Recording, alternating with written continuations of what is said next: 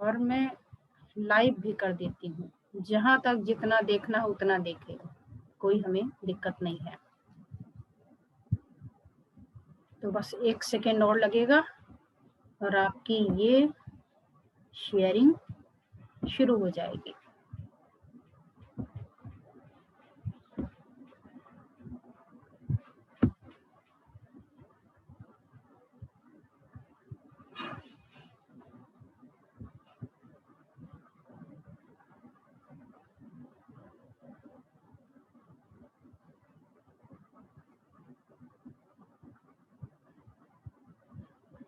जी start हो गया।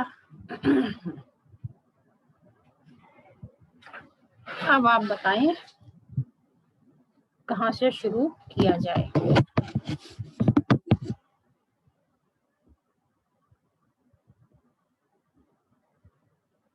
मेरी आवाज आ रही है आप लोगों को क्लियर? सारांश जी आप रिप्लाई दीजिए। ओके, कोई परेशानी तो नहीं? चलिए, वेलकम टू ऑल।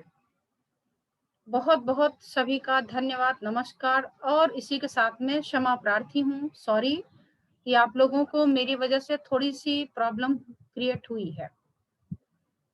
और आई होप कि मेरी परेशानी भी आप सब समझते हैं कि क्यों है। तो इन सब पर बहुत बातें न करते हुए सीधे पॉइंट पर आते हैं और क्वेश्चन आंसर सेशन शुरू करते हैं। सबसे पहले आप लोग ये बताएं कि आपको ये जो ट्रेनिंग थी कैसी लगी? कुछ नया सीखने को मिला?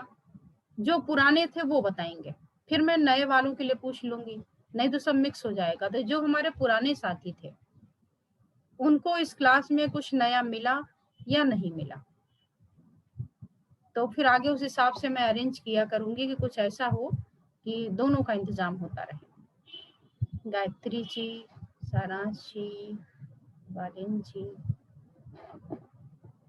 ये अभी पुराने वाले सब लिखिएगा। Okay,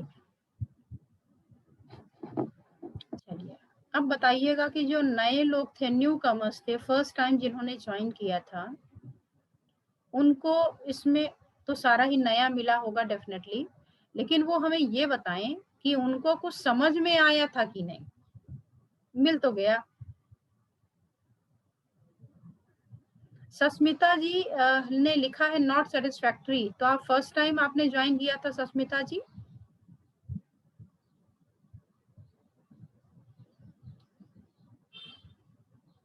no ma'am. तो कितनी बार आपने यहाँ पे ज्वाइन किया? ओके,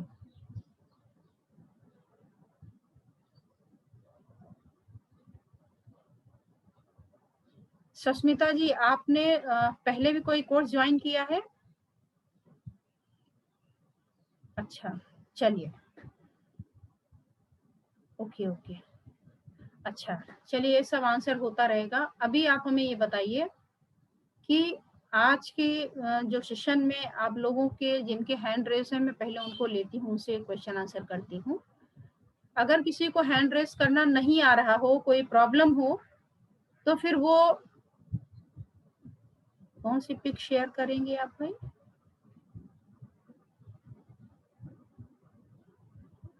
अभी जिन्होंने हैंड रेस किया है सारांश जी, उनको 1 बाय 1 आप मौका दीजिए। और संध्या कुमारी है कोई, इनका देख लेना, ये कौन सी पिक्चर शेयर करना चाहती हैं।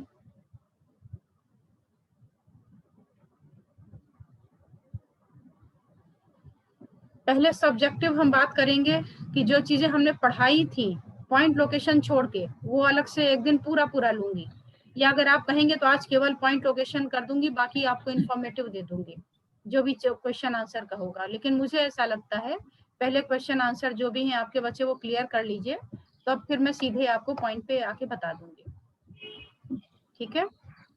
नहीं तो सारा हौच पौच हो जाएगा। तो मनोज कुमार जी का नाम सब जिसका भी दिख रहा हो आप सारांश जी देख लें और 1 बाय 1 सबको मौका दे दीजिए। नमस्ते मैम। नमस्कार। मैं बिंदु बोल रही हूँ बैंगलोर से। जी बिंदु। हाँ जी, बताएं बिंदु जी। हाँ ma'am, I have few doubts, can I ask everything? या हाँ sure. Ma'am, the few are very basic doubts, ma'am. I just want to clarify, get a clearer picture. जब किसी प्रोटोकॉल में we Doubts have are few never points. basic. Ma'am, doubts are never basic. Doubts means doubt. Okay. Okay, ma'am. बताएं. When we have some protocol, can we do the protocol few on the classic and few on the biol, or everything should be done on the biol? कैसे होता है ma'am? Mix कर सकते हैं? Mostly we are using Biol point. But if you are using any point which is located near the fingertips, or you can say it is easily available, then you can do original point also. So mix match कर सकते हैं, एक protocol में mix match कर सकते हैं? No. If you are applying classical, then there is no need to apply Biol points. हाँ नहीं मैम, जब हम लिवर क्विज स्टैग्नेशन का पॉइंट्स लेते हैं, P6, TW6, LIV3, वो तीनों हम क्लासिक में डालकर LIV13, there is no need. हाँ, There is no need to apply on classical points. Why are you doing? नहीं, ये सब एक्सेसिबल है ना? I want to know, like, जब क्लासिक में डालेंगे तो उसका पावर ज्यादा होता है क्या? ऐसा नहीं है। मैं जितने पॉइंट अभी मैम आपका ऑडियो नहीं आ रहा है। ऑडियो नहीं आ रहा है? ऐसे अब कैसे आ रहा है, अब आ रहा है। अच्छा, अभी तक मैंने जितना भी यूज किया है, सारे मैंने ब्योल पे यूज किए हैं। मैं क्लासिकल बहुत कम यूज करती हूँ। मैं क्लासिकल क्या यूज करती हूँ? मैं यूज करती हूँ H9, LU11, stomach 45, UV67, only jingle points मैं जो फ्रीक्वेंटली यूज करती हूँ। बाकी सारे पॉइंट मैं ब्योल पे ही करती रही हूँ, और उसके रिस्पॉन्स मुझे उतने ही मिलते हैं जितने क्लासिकल के। अगर आपके पॉइंट की लोकेशन करेक्ट है, तो ये डेफिनेटली काम करता है। तो आप इसमें बिल्कुल कंफ्यूज ना हो कि आधे मैं क्लासिकल पे लगाती हूँ, आधे इस पे लगाती हूँ। आप इसे हौच पौच ना करिए, आप फुल प्रोटोकॉल बियोल में लगाओ। ओके। जब किडनी का ऑर्गन सोर्स पॉइंट आप डिस्कस कर रहे थे, in that you said about willpower, you were talking about willpower, which is related to the adrenal gland, and if there is any problem with the adrenal gland, we use K3.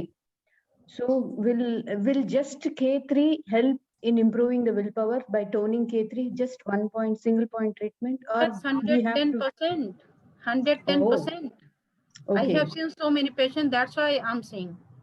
जब तक मैं किसी भी patient पर apply नहीं करती हूँ, तब तक मैं बिल्कुल नहीं बोलती। वो लाइन अगर बुक में लिखी भी है ना, तो मैं डिलीट कर देती हूँ।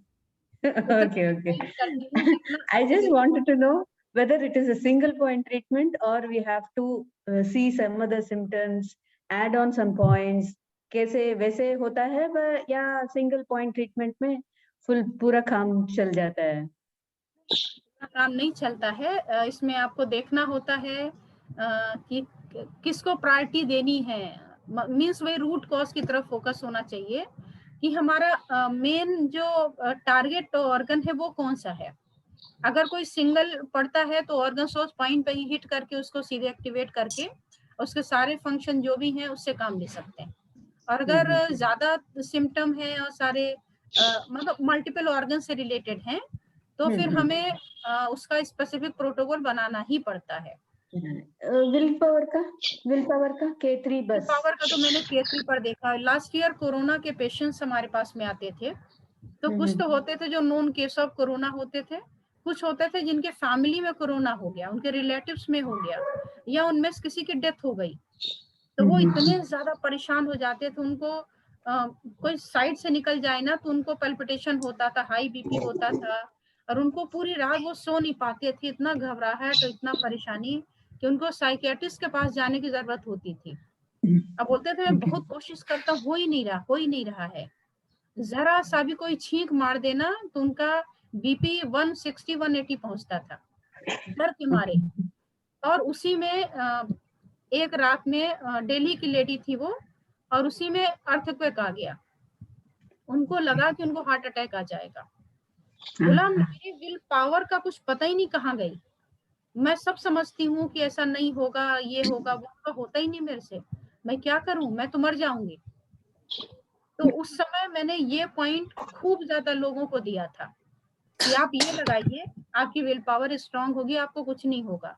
और वेरी नेक्स्ट डे वो हमें बताते थे कि हमें बहुत अच्छा लग रहा है। मतलब सेकंड डे भी पॉइंट लगाने की जरूरत नहीं पड़ रही थी। ये तो इमरजेंसी वाला था।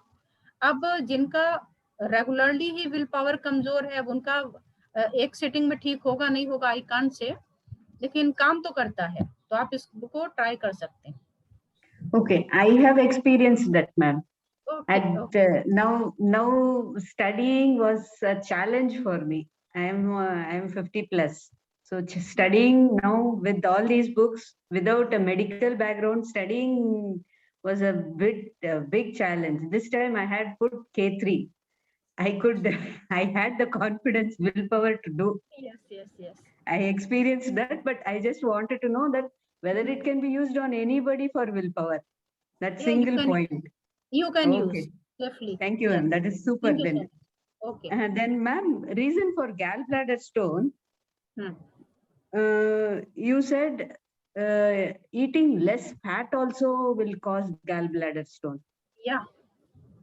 It is the only reason, or there are many reasons for gallbladder stone? So many reasons. Okay. It is one of them. Okay.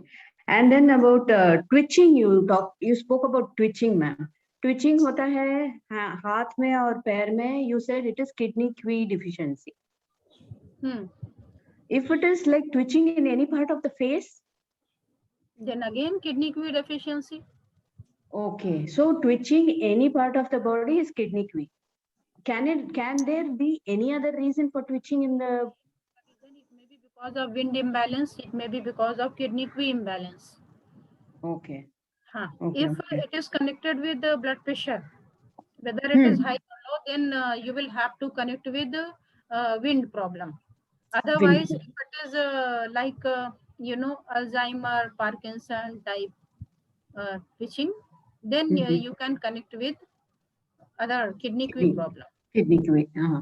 So anybody asks for twitching in any part of the body, I have to make sure that that patient is not high BP. Yes, and sometimes twitching is related to lack of calcium also. Oh, okay. First, you have to discuss about calcium supplement.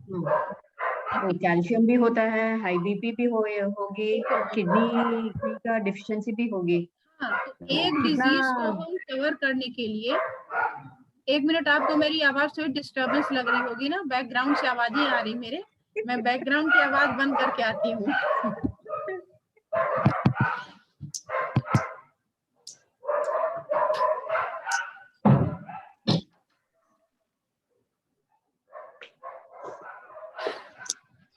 I can't control this background noise, क्योंकि ये मेरे घर के नहीं है, मेरे ये जो नेबर है ना, इनके यहाँ ये एग्जैक्ट टाइम पे बात करना शुरू करते हैं. मैं 3 o'clock से बैठी हूँ यहाँ पे, no noise, pin drop silence, बिल्कुल सेपरेट. लेकिन जैसे क्लास स्टार्ट होती है, और ये काफी दूर है, हाँ, लेकिन बगल जो साइड का हाउस है उसके बगल के में हाउस में है, लेकिन एग्जैक्ट बिल्कुल ये देखते होते हैं कि क्लास कब स्टार्ट होगी और मुझे कब अपना काम करना है. चलिए.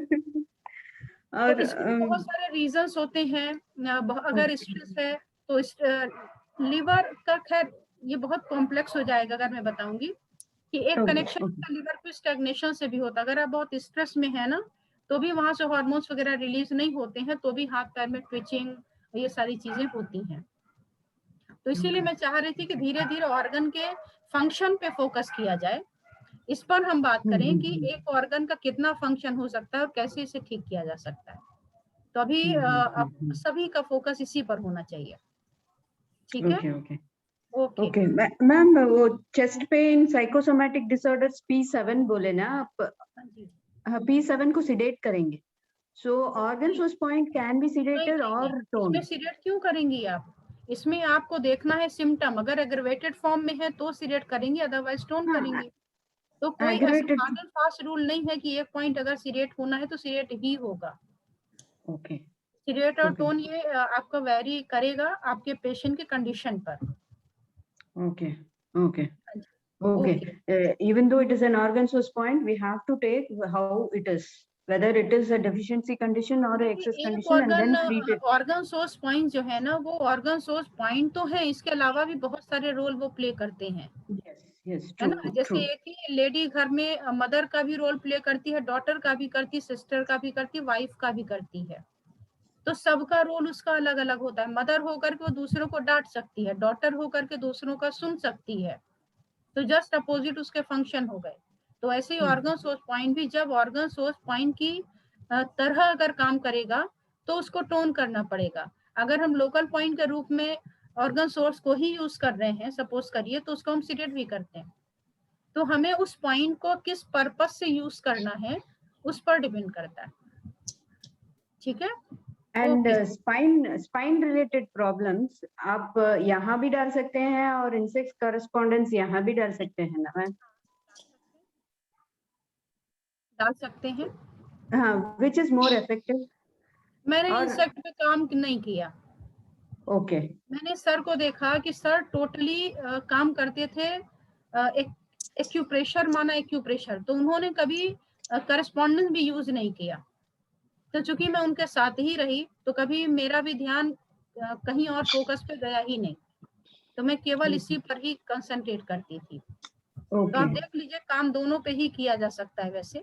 हाँ, ओके मैम, लोकेशन का दो पूछ देती हूँ, जब आप प्रैक्टिकल करेंगे तब अगर थोड़ा। लोकेशन कहे ना तो जिस दिन मैं लोकेशन का लूंगी प्योर लोकेशन पे ही ले लूंगी। Okay, then I will ask that thing. हाँ जी, या yes ma'am, thank you ma'am, very nice session, we get learning every session from you ma'am. It is you're a Pandora box. You have so much of information.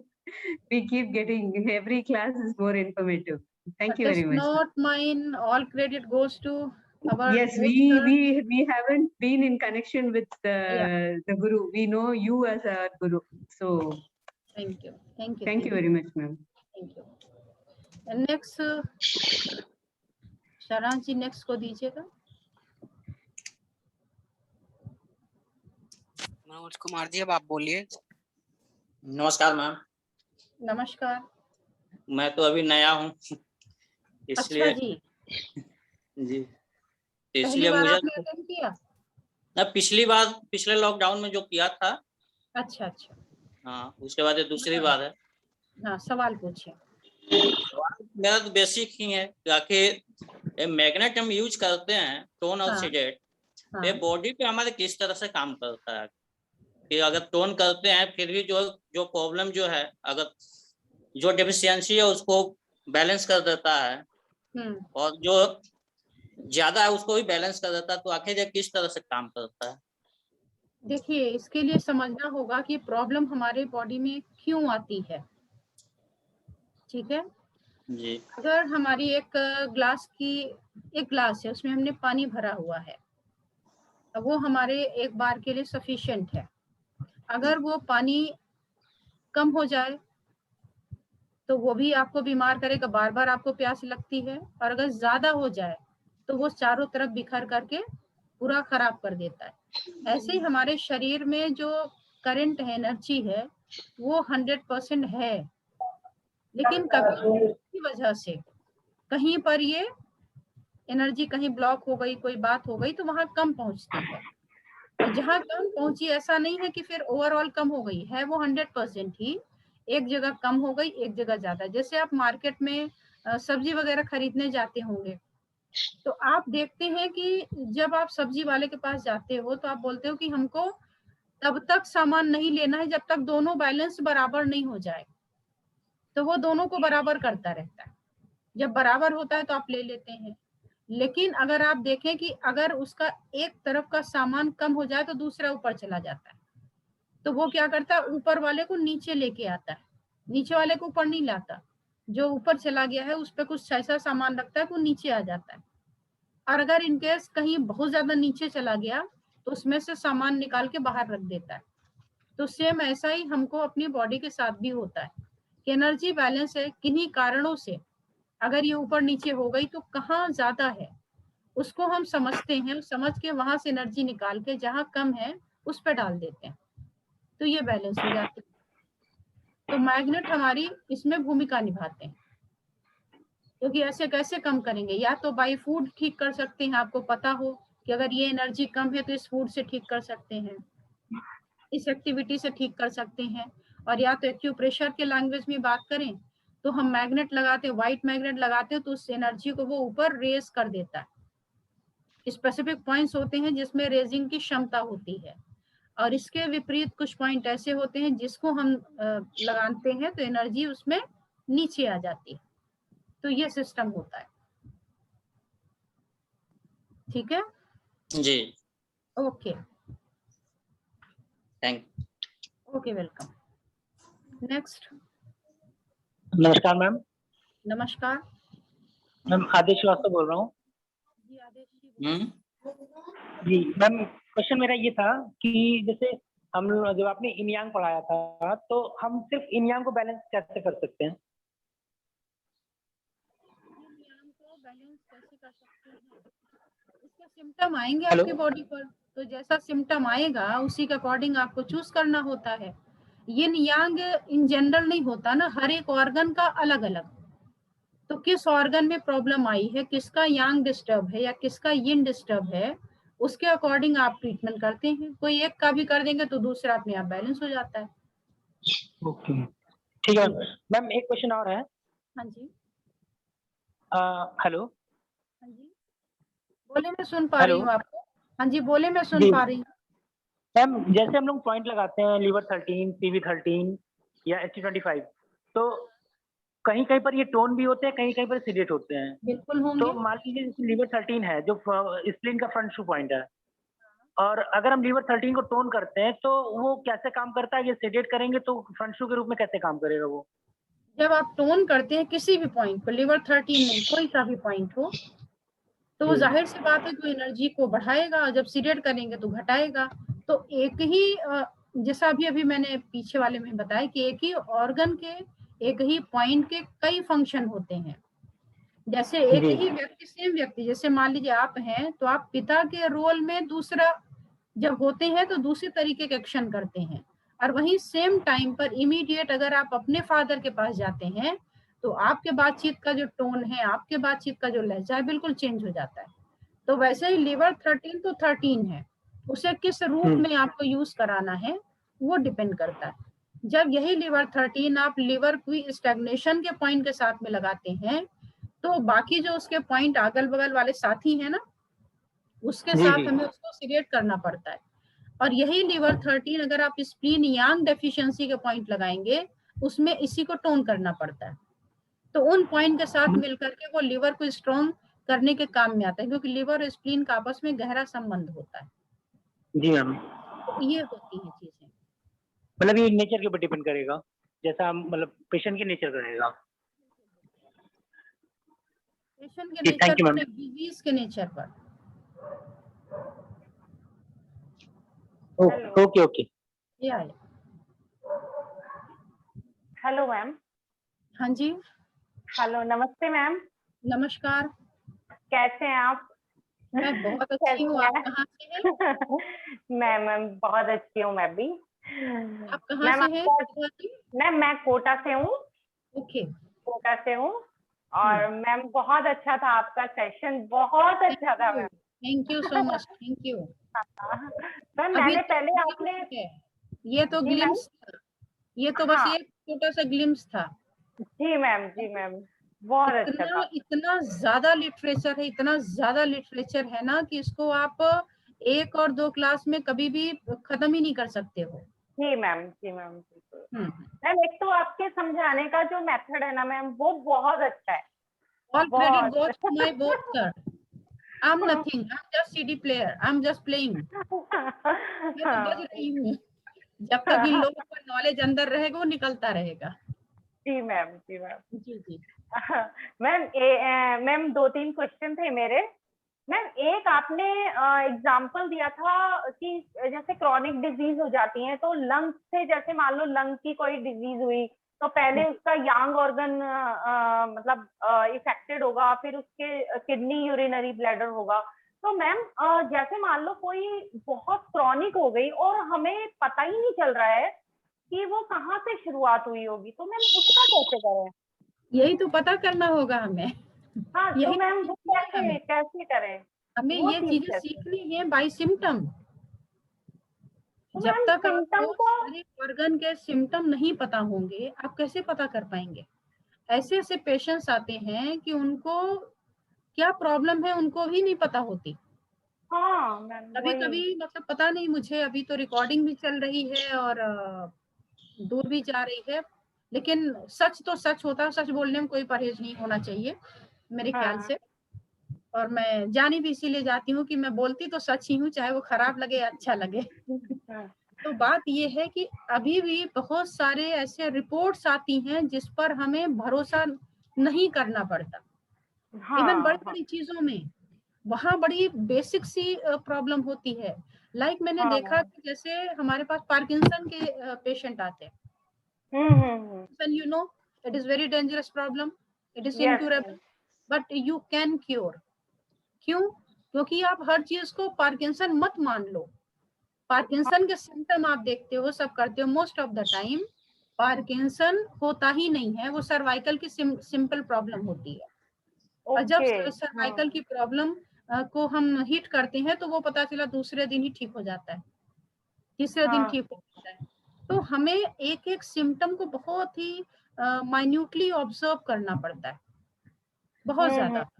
अच्छा देखिए, acupressure क्या है? Acupressure एक mode of treatment है, हाँ जी। ठीक है। किसी भी ट्रीटमेंट को जब आप करने जा रहे हैं, हम सब बड़ा रॉन्ग वे में पढ़ाई कर रहे हैं। हम पॉइंट के पीछे पड़े होते हैं, मतलब मेडिकल स्टोर से हमको मेडिसिन चाहिए, हाँ लेकिन वो मेडिसिन आप ये चाहते हो कि आप डॉक्टर बन करके दूसरों को प्रिस्क्राइब करें, तो आप तब कर पाएंगे वो मेडिसिन प्रिस्क्राइब जब आपको उस डिजीज के बारे में पता होगी और आप उसको लिंक करेंगे मेडिसिन से, तब आप प्रिस्क्राइब कर पाएंगे। तो आप मुझे लगता है खुद भी कंफ्यूज होते हैं कि आपको कस्टमर बन के मेडिसिन लेनी है या आप एक प्रैक्टिशनर बनना चाहते हैं। आज ही मैंने अपने YouTube पर एक वीडियो अपलोड की है, इनफर्टिलिटी क्योर, कि एक 7-8 इयर्स के पेरेंट्स थे, उनको नहीं बच्चे हो रहे थे, पॉइंट लगाया गया, 3-4 मंथ्स में कंसीव कर गए। और ऐसा एक दो नहीं, बहुत सारे केसेस हुए हैं। अब किसी ने मेरे से कमेंट करके पूछा इनफर्टिलिटी के पॉइंट प्लीज, मुझे लगा ये हद हो गई भाई अब तो, कि रीजन क्या है, वो मेल है ये भी नहीं पता कि पेशेंट उनका मेल है फीमेल है, एज क्या है, प्रॉब्लम क्या है, कब से है, कुछ नहीं पता। इनफर्टिलिटी पॉइंट प्लीज, जैसे मेडिकल स्टोर पे खड़े होके हम दवा मांग रहे हो। तो इन चीजों से हमें अभी बहुत आगे निकलना है और हमें फोकस करना है पहले ऑर्गन के सिम्टम, उसके फंक्शन। जितना ज्यादा हम इस पर फोकस करते जाएंगे उतना ज्यादा आपको रिस्पॉन्स आएगा।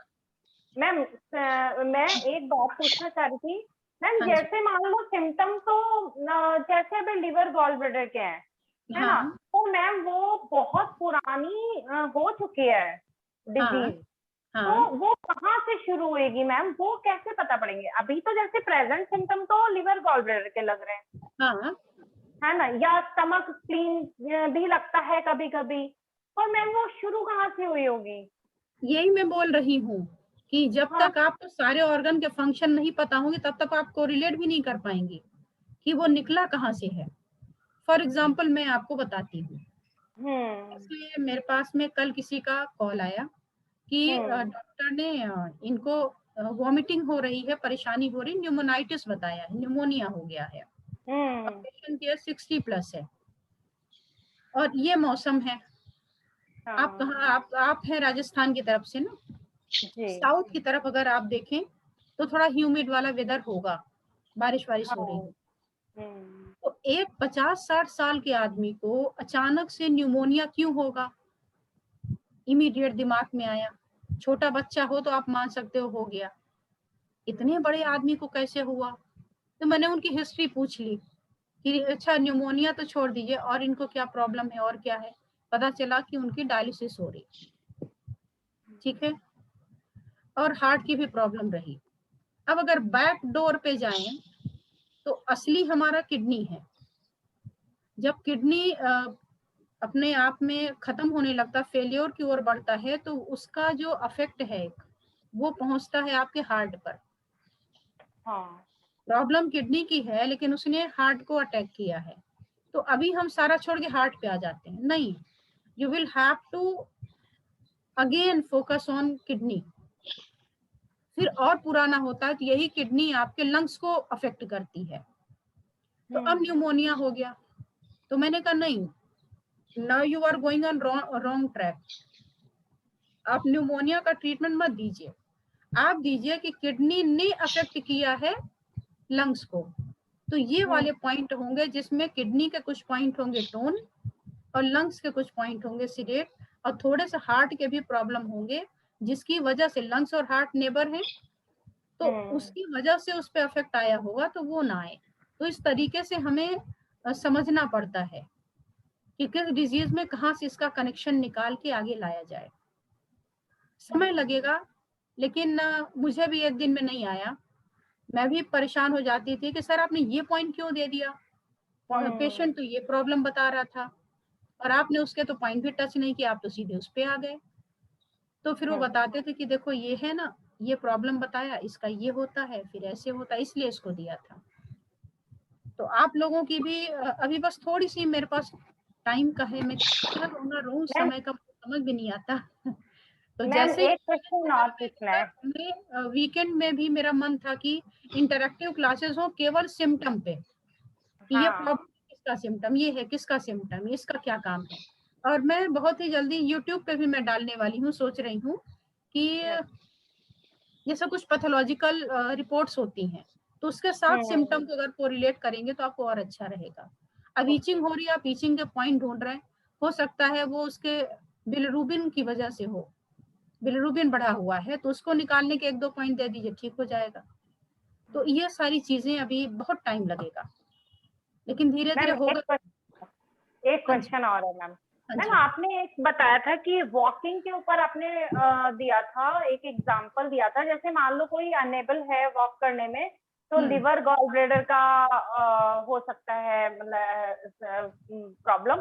पर मैम जैसे कई लोग होते हैं, जैसे चीज पड़ी है तो उससे बच के निकलते हैं, जैसे उनको डर लगता है पता नहीं क्या, हम टच हो जाएंगे तो चोट लग जाएगी, बड़े बच के निकलेंगे, साइड से निकलेंगे, तो मैम वो क्या प्रॉब्लम है? तो आप उनके ना बोन जरा सा हाथ पैर को टच करके देख लीजिए, कहीं उनको टच करने में पेन तो नहीं है।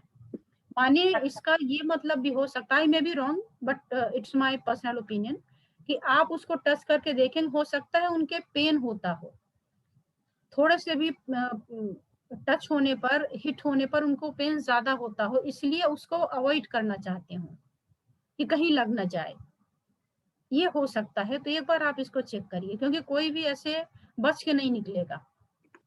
ऐसे भी लोगों को आपने देखा होगा कि वो बार-बार सिक्योरिटी हो, चल रहा है। हाँ, जैसे मान लो डर लगता है उनको, भीड़, जैसे खूब सारी चीजें पड़ी हैं तो वो बच के निकलेंगे, जैसे भीड़ है ऐसा करके। जितने सिम्टम बता रही सारे कैल्शियम के मुझे नजर आ रहे हैं, एक बार आप चेक कर लीजिए। ओके ओके ओके, आपको आंसर मिल जाए। Thank you ma'am. नमस्कार मैम, नमस्कार, अग्रवाल बोल रही हूँ लखनऊ से। आप कौन बोल रहे हैं? आवाज नहीं आ रही मुझे आपकी।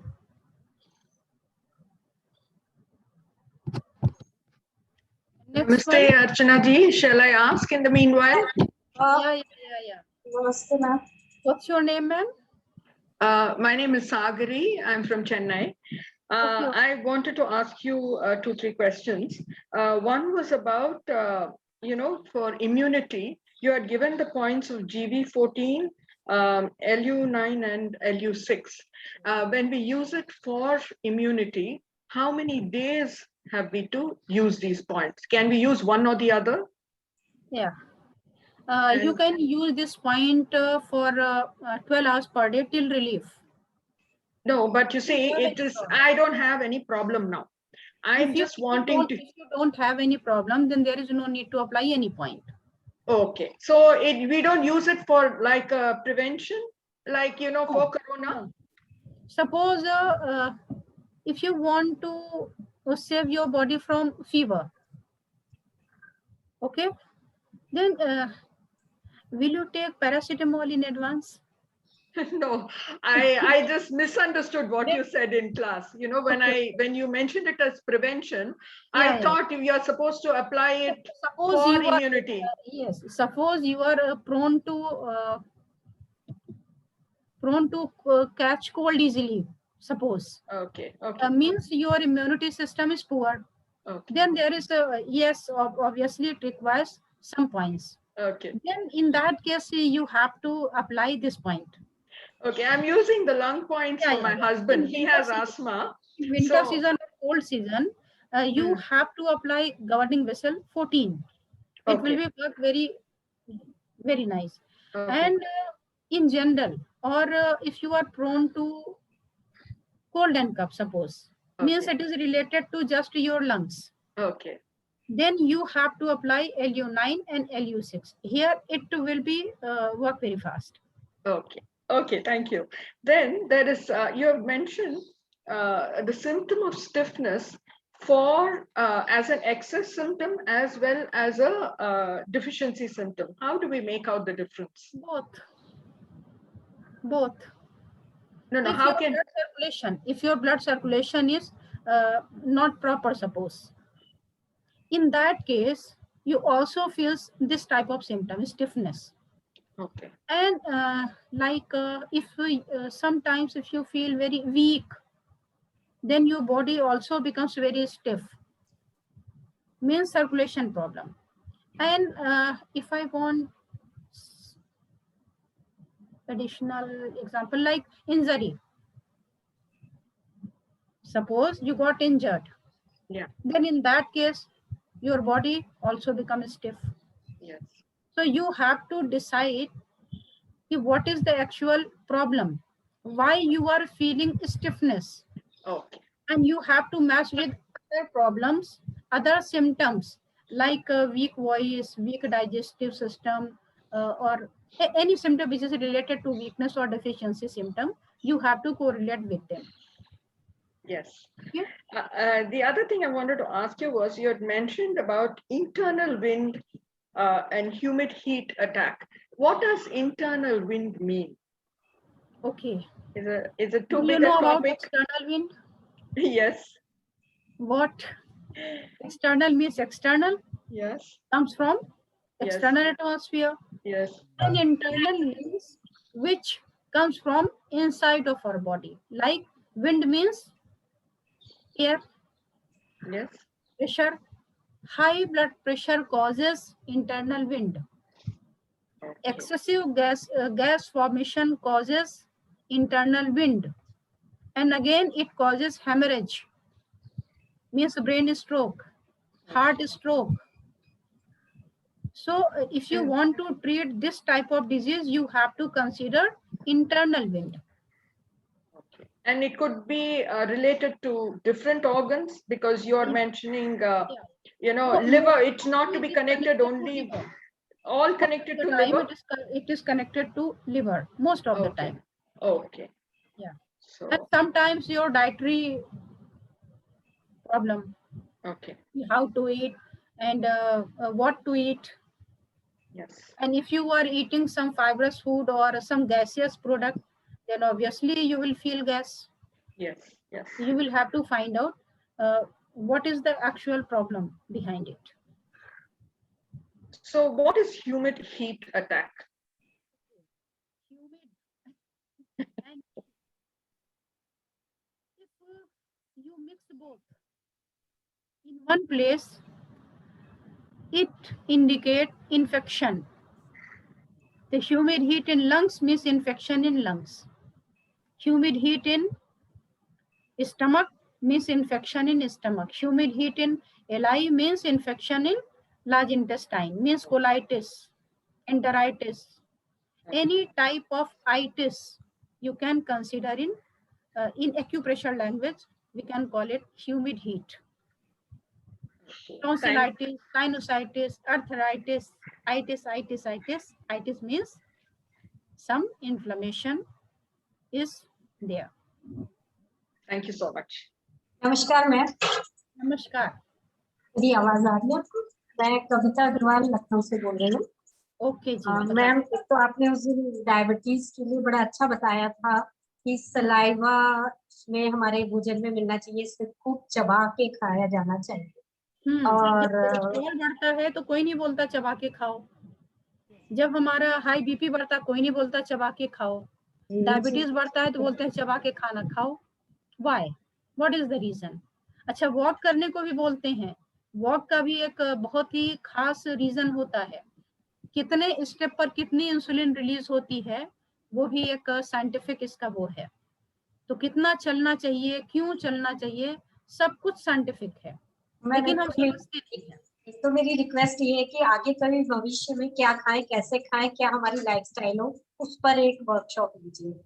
एक तो मेरी रिक्वेस्ट कर दूंगी। मीनवाइल आप चाहें तो आप YouTube चैनल पे जाएं, वहां पर मेरी प्लेलिस्ट है डेली रूटीन, तो उसमें आप चेक करेंगे ना तो उसपे डाइट पर भी है, वाटर इनटेक पर है, आपके वॉकिंग पर भी है, ठीक है, बहुत सारी हैं। रॉन्ग कॉम्बिनेशन ऑफ फूड कैसा होता है वो भी है, तो आप वहां से देख सकते हैं।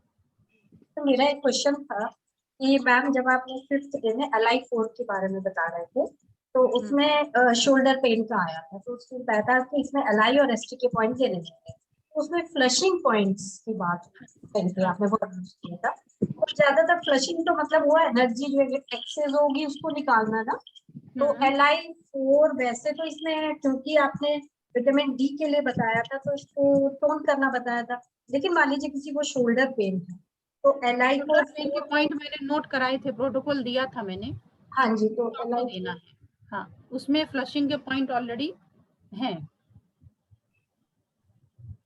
अच्छा, मेरे पास हाँ, उसमें दिए हुए हैं जी। और दूसरे उसमें साथ में एसटी, तो एसटी के आपने 2 सिम्टम बताए थे, हाइपर एसटी हो या अंडर एक्टिव। तो मान लीजिए मैंने ये देख लिया पेशेंट का कि उसका जो फिंगर है सेकंड टो वो थंब से छोटी, तो हमने ये समझ लिया चलिए ये तो अंडर एक्टिव है, तो इसको हमें टोन करना है। एक मिनट, ये मुझको समझ में नहीं आया, फिंगर छोटा बड़ा क्या? तो आपने स्टमक के लिए बताया था ना, स्टमक में ये स्टमक हमारा हाइपर है या अंडर एक्टिव है, ओवर एक्टिव है, तो उसकी पहचान बताइए।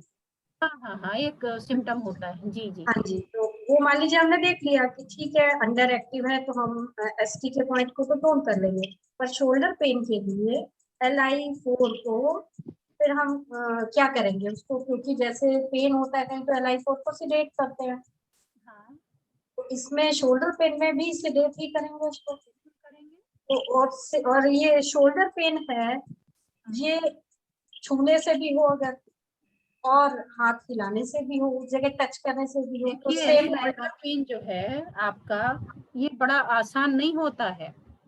शोल्डर पेन लेफ्ट में है कि राइट में है, उस पर पहले बात, उससे हम डिफरेंशिएट करते हैं। लेफ्ट में नहीं, मान लीजिए नहीं, आप अपने पेशेंट की बात कर रही हैं, हालांकि मैं नहीं हूँ, मैंने मना किया था, लेकिन फिर भी एक जनरल सिम्टम बताऊंगी, प्रोटोकॉल तो नहीं बताऊं, क्योंकि फिर अगर दूसरे को नहीं बताऊंगी तो फिर वो नाराज होंगे कि मुझे क्यों नहीं बताया।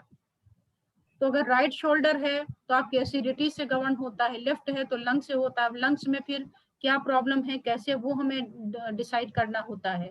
कभी कभी जो आपके अंदर का कोई कैल्सिफिकेशन वगैरह हो रहा है हार्ट वगैरह में, तो उससे रिलेटेड जो सिम्टम आते हैं वो भी आपके शोल्डर्स पे ही आते हैं।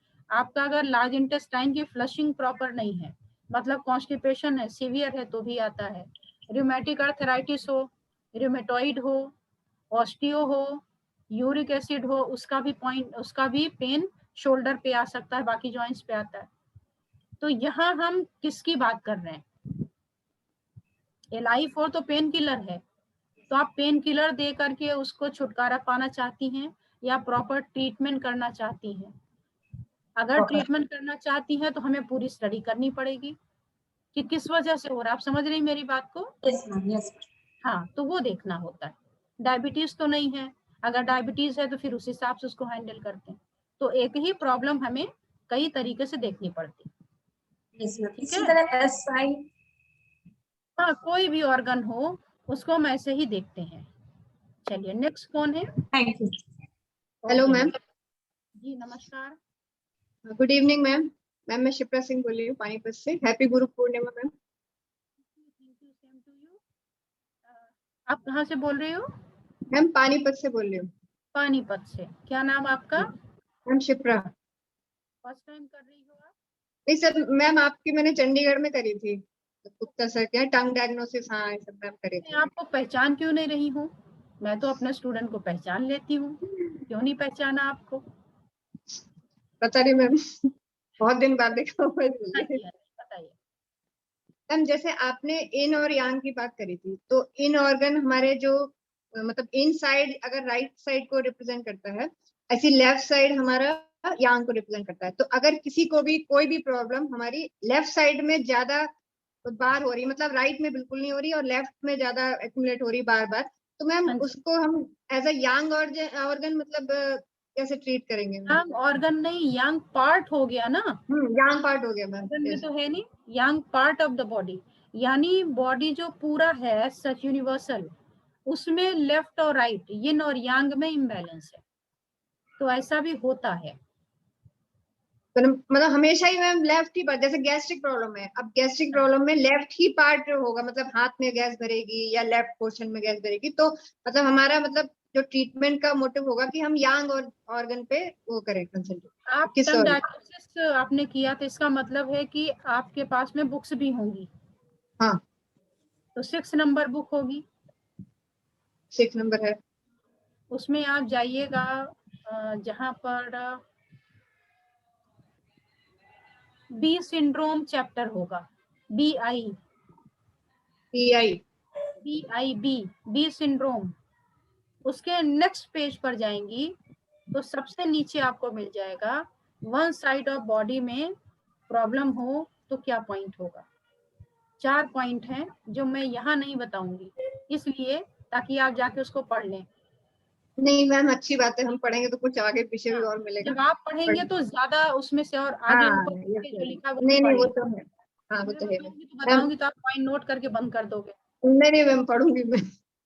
मैम सेकंड क्वेश्चन है, जैसे मैम इन और यांग ऑर्गन होते हैं हमारे, जैसे हम फॉर एग्जांपल किडनी और यूपी की बात करें, तो मैम जैसे किडनी में दोनों में बैलेंस रहना चाहिए, इन और यांग में दोनों बैलेंस रहना चाहिए। अगर किडनी किसी की वीक है, जैसे किडनी यांग की प्रॉब्लम है किसी को, तो मैम यूबी में एनर्जी बढ़ने के चांसेस है क्या? यूबी मतलब जैसे यूबी जैसे सियाटिका जैसे ले सकते हैं हम, जैसे यूबी में सियाटिका बहुत ज्यादा सीवियर पेन कर सकता है क्या अगर किडनी यांग की प्रॉब्लम है?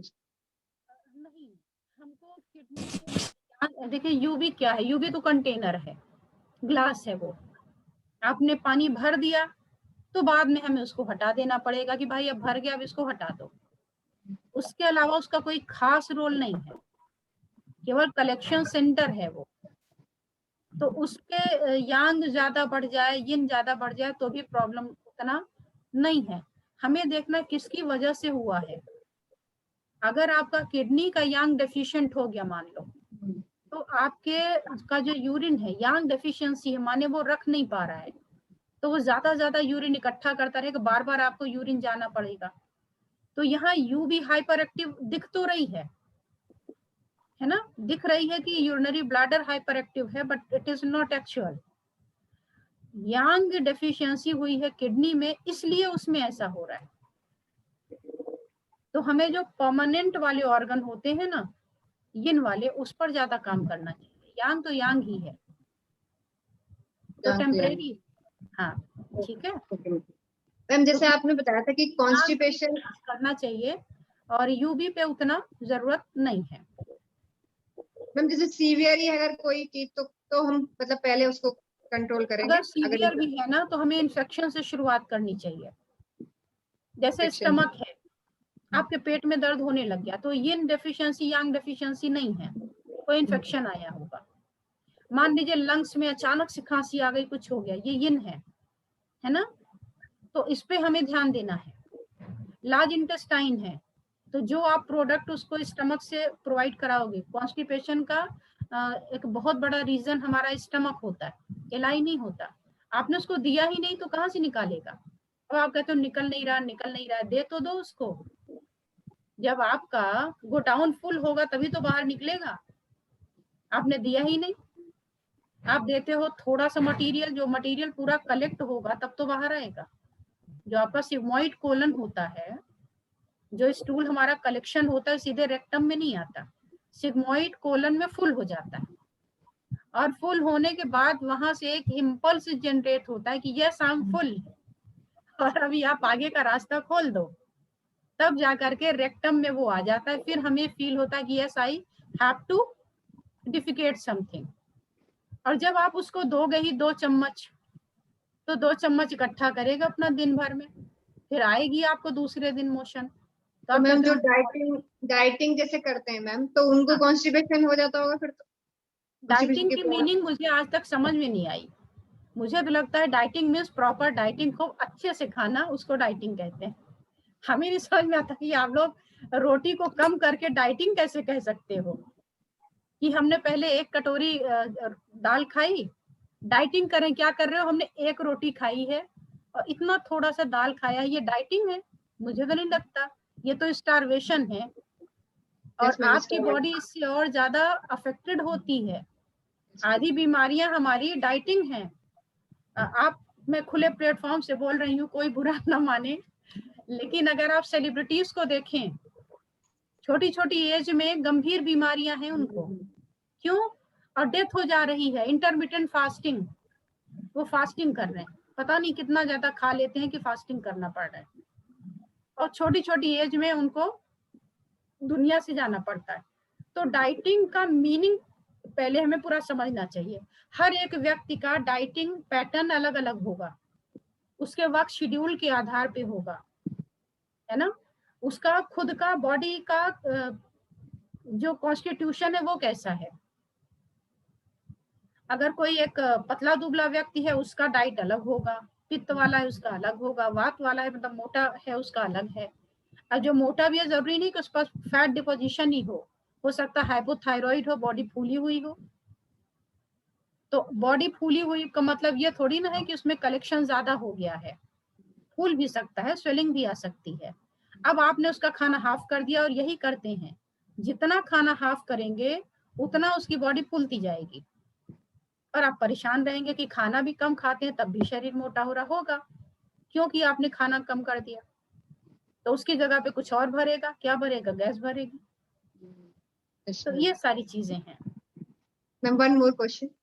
हाँ मैम जी। कॉन्स्टिपेशन जैसे आपने बताया था कि जो किसी को मतलब मोशन करने में टाइम लगता है, जैसे डिलेड होता है, तो मैम डेफिशिएंट कंडीशन होगी या फिर वो डेफिनेटली डेफिशिएंट है, उसे आ ही नहीं रहा है। उसका एक रीजन बताया ना कि हमने डाइट में गड़बड़ होनी। तो एक तो रीजन ये है। दूसरा हमारी एक्टिविटी। पहले के टाइम में पता नहीं आप लोगों को मालूम होगा कि नहीं, मैं छोटे में एक बार अपने गांव गई थी, तो वहां घरों में आप लोगों को भी पता ही होगा कि अभी ये जाके घर घर में टॉयलेट वगैरह की सुविधा आई है। पहले जो हमारे विलेज रूरल एरिया थे, वहां घरों में टॉयलेट नहीं होता था। अर्ली मॉर्निंग उठ करके लोग दूर जाते थे, खेतों में, वहां करते थे। तो क्यों? जब सारा चीज उन्होंने बनाया, तो ये वॉशरूम घर में क्यों नहीं बनाया? ये सोचने वाली बात कि हमारे जो थे सिस्टर्स, वो तो बहुत बुद्धिमान थे, तो कम से कम जो घर की लेडीज थी उनको बाहर क्यों भेजा? चलो जेंट्स थे वो बाहर जाते, लेडीज को क्यों भेजा? जिनको इतना बंद करके और अंदर रखते थे हम, उनको क्यों बाहर किया? तो इसके पीछे भी कुछ साइंटिफिक रीजन रहा होगा। एक तो अर्ली मॉर्निंग उनको उठना है, क्योंकि अगर 7 बजे 8 बजे आप सो के उठते हैं तो कहाँ जाएंगे? जा ही नहीं सकते। तो एक तो आपको जो ऑर्गन क्लॉक टाइम है 5 to 7 फॉलो कर लेते थे, उसमें एनर्जी ऑलरेडी अच्छी है, आप चले गए 2 मिनट में हो गया। दूसरे वॉक, जब आप वॉक करके जाते थे इतनी दूर तक, तो उसमें आपका जो गैस्ट्रोकोलिक रिफ्लेक्स होता है वो एक्टिवेट हो जाता था। अभी हम वो काम नहीं कर रहे हैं, तो उस गैस्ट्रोकोलिक रिफ्लेक्स को जनरेट करने के लिए क्या खाते हैं? गर्म पानी, चाय, मिट्टी, हाँ, शहद और नींबू, नहीं तो वो तंबाकू रगड़ के और ये डाला, ये गैस्ट्रोकोलिक रिफ्लेक्स इमीडिएट जनरेट कर देता है। हो गया काम अपना। ठीक है, Yes, तो ma'am. कॉन्स्टिपेशन का रीजन बहुत सारा है। हाँ मैम, डेफिशिएंट कंडीशन ही मानेंगे, मतलब as a deficient condition. Deficiency ही है। हाँ, ma'am one more, ma'am CPK जो वैल्यू होती है मैम, वो ये बता दो क्यूरेबल? कि सारे क्वेश्चन एक ही आदमी पूछ लेगा तो बाकी क्या करने बैठे हैं आज। जी मैम चलो, one more, ma'am CPK value जो होती है ना मैम, जैसे जो वो मैम क्यूरेबल है या नहीं है?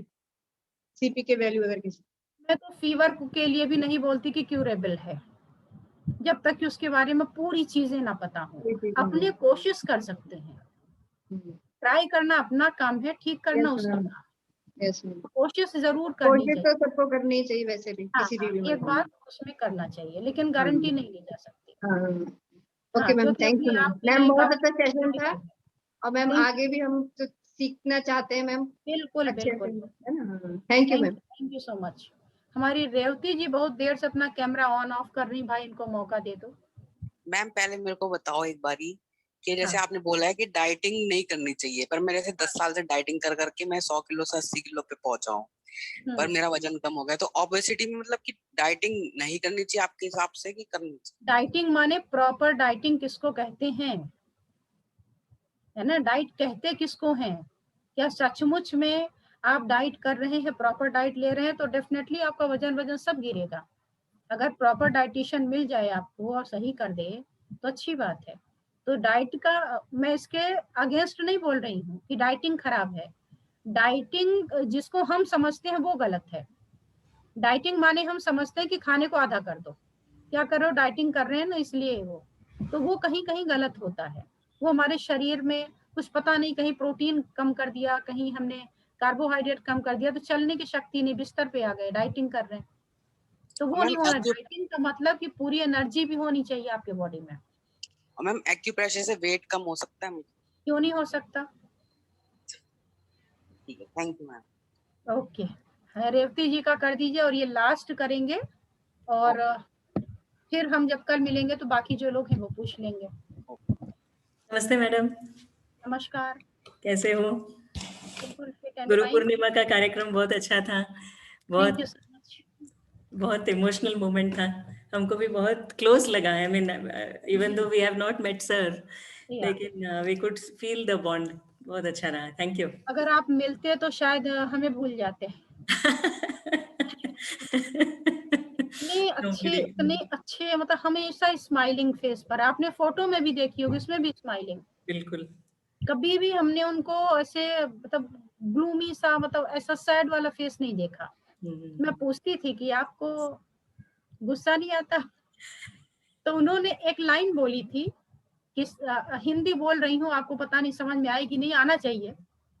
किससे बैर करूं इस जग में, मतलब दुश्मन मेरा कोई नहीं, किससे बैर करूं इस जग में, कोई नहीं पराया, हर मानव में प्रतिबिंबित है उसी ब्रह्म की छाया।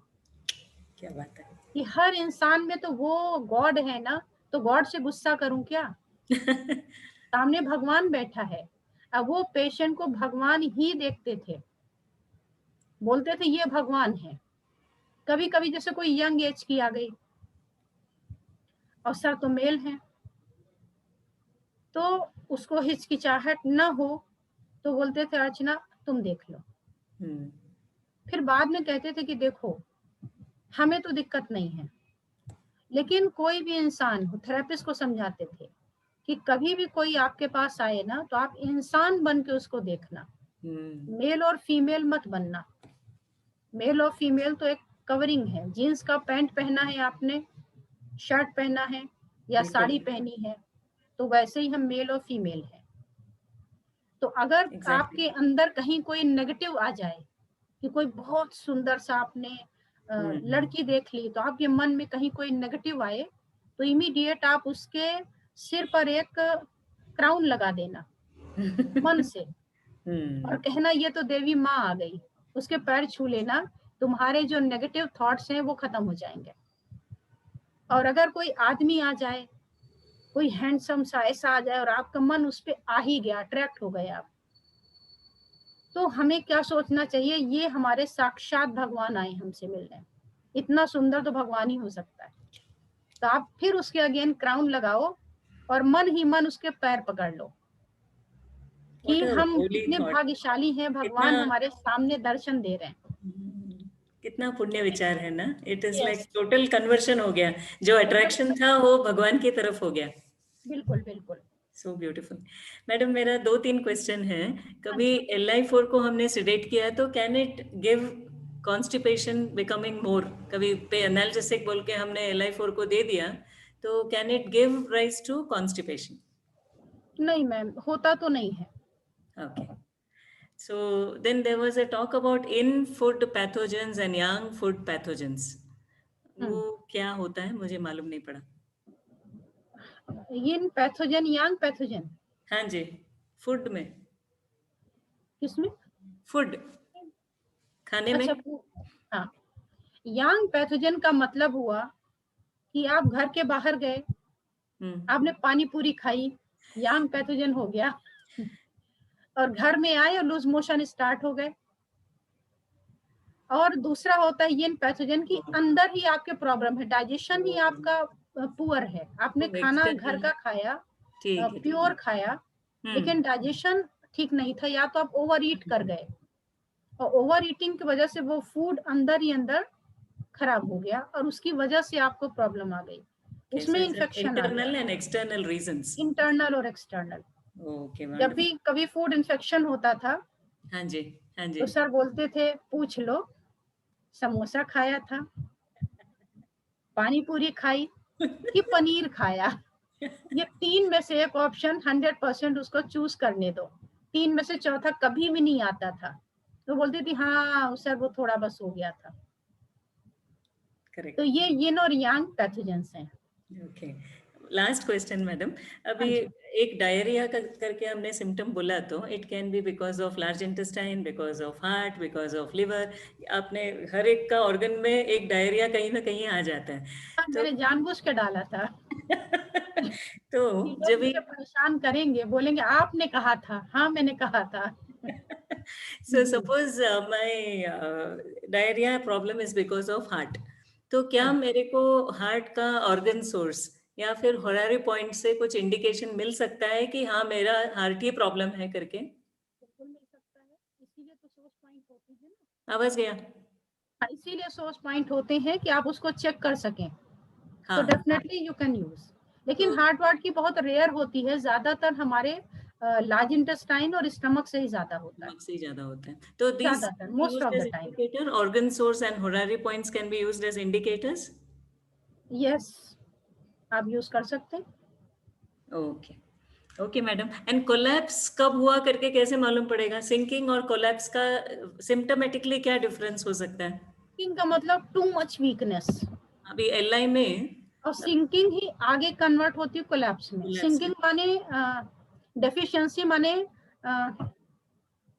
आपका जैसे ग्लास हमने भर के रखा हुआ है, अगर हमने थोड़ा सा 1-2 सिप ले लिया तो डेफिशिएंसी हो गई, अगर हमने हाफ ग्लास पी लिया तो सिंकिंग हो गई, और हमने पूरा ही पी लिया, थोड़ा सा बचा है, कोलैप्स हो गया।